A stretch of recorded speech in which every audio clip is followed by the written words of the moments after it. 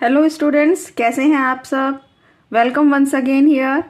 Pre board आने वाले हैं और मुझे उम्मीद है कि आपकी तैयारी बहुत ही अच्छे से चल रही होगी। इसी सीरीज़ में आपकी तैयारी कराने के लिए हम आज लेकर आए हैं एक और नया सेट 817 HM। प्रीवियस पेपर्स के ये सेट हैं। जो स्टूडेंट्स नए आज चैनल पर स्टडी कर रहे हैं उन्हें हम बता दें कि हम स्टडी कर रहे हैं प्रीवियस पेपर से ग्रामर पोर्शन। डिस्क्रिप्शन बॉक्स से आप वो सभी वीडियोस देख सकते हैं जो इससे पहले अपलोड की जा चुकी हैं, प्रीवियस पेपर्स जो बोर्ड एग्जाम में आ चुके हैं। तो कंटिन्यू करते हैं। सेंटेंस है, rewrite the following sentence by changing into indirect speech. 4 number पर पहले इनडायरेक्ट सेंटेंस बनाने के लिए आता है। The teacher said to me, why are you not doing your work. हमारी जो स्पीच है इसमें ये प्रश्नवाचक है और अभी तक आपने ऑब्जर्व किया होगा, अगर हमारे साथ वीडियो में कंटिन्यू बने हुए हैं तो आपने लास्ट वीडियोस में भी देखा होगा, इंटेरोगेटिव सेंटेंस इनडायरेक्ट बनाने के लिए ज़्यादा आता है। तो अपनी तैयारी में शामिल कर लीजिए कि हमें डायरेक्ट से इनडायरेक्ट बनाते समय क्वेश्चन वाले सेंटेंसेस, इंटेरोगेटिव सेंटेंसेस पर ज़्यादा ध्यान देना है। उनके नियमों को आप बहुत अच्छे से समझ लें। प्रश्नवाचक होने पर हम सेड टू को चेंज करते हैं आस्क्ड में। द टीचर आस्क्ड मी, और क्वेश्चन वर्ड होने के कारण ये जो वाई लिखा है, वाई एक क्वेश्चन वर्ड है। जब ये आते हैं तो हम इन्वर्टेड कॉमा को हटाकर इफ या दैट का प्रयोग नहीं करते, हम इसी को लिखेंगे यहाँ पर वाई, और इसके बाद जो सेंटेंस बाकी बच गया है उसमें जो सब्जेक्ट है वो पहले आएगा और हेल्पिंग वर्ब बाद में आएगी। इट मीन्स एक सिंपल सेंटेंस, अफर्मेटिव सेंटेंस के रूप में हमें इसे क्रिएट करना है। यू सेकेंड पर्सन है, इन नियमों का भी ध्यान रखना है। तो यू सेकेंड पर्सन है, मी के अकॉर्डिंग चेंज करने पर यहाँ आ गया आई, और फिर इसके बाद इसकी हेल्पिंग वर्ब अब आई के साथ एम आता है प्रेजेंट टेंस में। लेकिन हम ये देखिए यहाँ पर पास्ट टेंस है तो हम इसको पास्ट टेंस में चेंज कर देंगे, तो आई एम की जगह आई वॉज आ जाएगा। Why I was not doing, अब यहाँ you के साथ your work लिखा था, अब हमारे सेंटेंस में हमने I लिखा है तो I के साथ my work हो जाएगा, my work, और फुल स्टॉप। अब यहाँ हम इंटरोगेटिव मार्क नहीं लगाएंगे, फुल स्टॉप आ जाएगा। रीज़न ये है क्योंकि हम इस सेंटेंस को एक simple positive sentence, affirmative sentence के रूप में बनाते हैं। The teacher asked me why I was not doing my work. अब नेक्स्ट है change the following into passive voice. इसे हमें पैसिव वॉइस में कन्वर्ट करना है। The king did not kill the tiger. Tense है पास्ट इंडेफिनिट और हमारा ऑब्जेक्ट है द टाइगर। ऑब्जेक्ट होता है वर्ब के तुरंत बाद, जो लिखा हुआ शब्द है ये हमारा ऑब्जेक्ट होता है।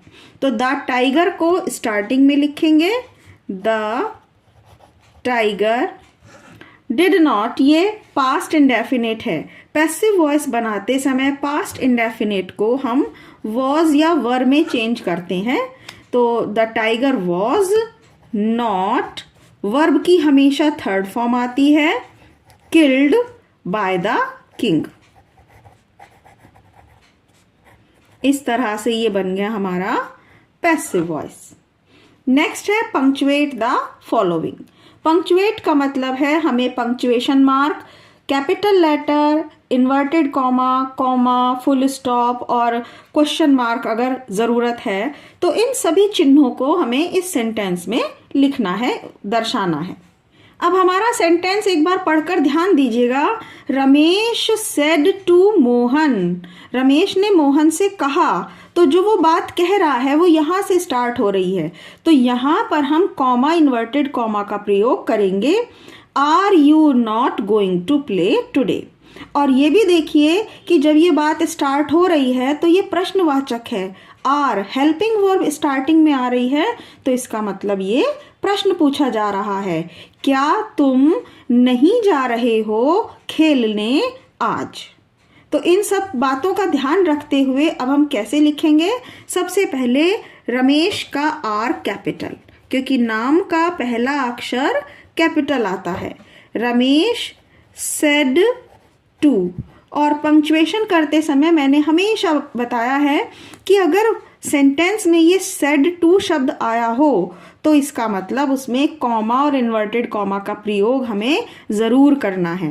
तो रमेश सेड टू मोहन, मोहन का एम कैपिटल आ जाएगा क्योंकि मोहन के नाम का पहला अक्षर एम हमें कैपिटल लिखना है। अब इसके बाद कॉमा और इन्वर्टेड कॉमा, यहाँ से ही हमारी स्पीच शुरू हो रही है। जो रमेश कहना चाह रहा है वो बात शुरू हो रही है। और याद रखना है आपको, इन्वर्टेड कॉमा के बाद पहला अक्षर कैपिटल बनेगा। तो हम आर का ए कैपिटल बनाएंगे। Are you not going to play today.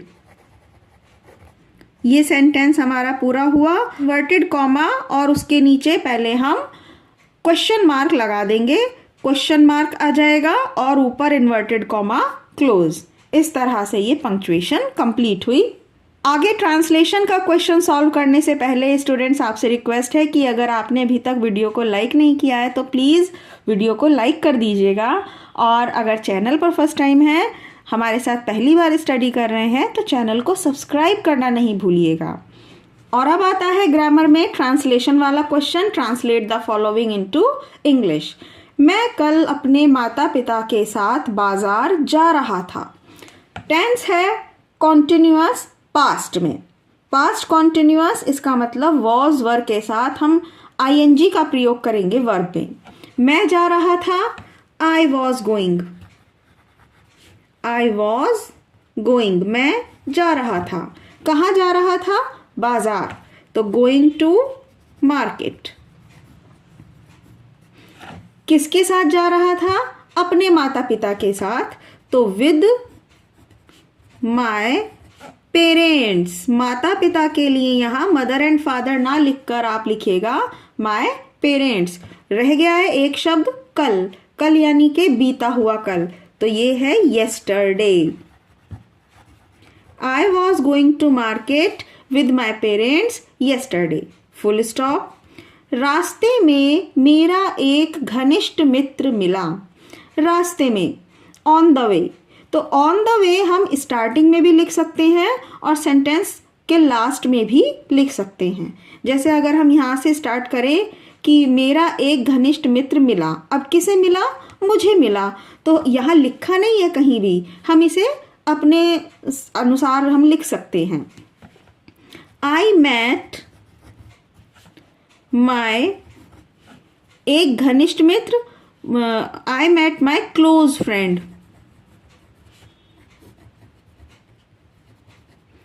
I met my close friend on the वे।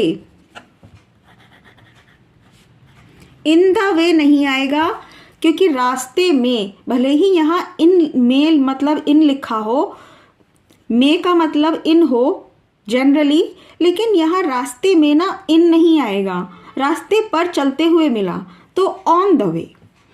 उसने मुझे अपने माता पिता के बारे में बताया। पास्ट इंडेफिनिट, ये भी पास्ट इंडेफिनिट था इसलिए हमने वर्ब की सेकंड फॉर्म लिखी। ऐसे ही ये वाला जो सेंटेंस है, उसने मुझे अपने माता पिता के बारे में बताया, ये भी पास्ट इंडेफिनिट है। तो उसने की इंग्लिश आ गई ही। बताया टोल्ड, टेल की second form told. He told me, उसने मुझे बताया। अबाउट, बारे में, किसके बारे में? अपने माता पिता के। About his parents. He told me about his parents। हम दोनों एक दूसरे के बारे में जानकर बहुत प्रसन्न हुए। We became glad, very glad. हम बहुत प्रसन्न हुए, पहले इसे लिखेंगे। तो वी बिकेम वेरी ग्लैड, एक दूसरे के बारे में जानकर। To know about, to know about each other,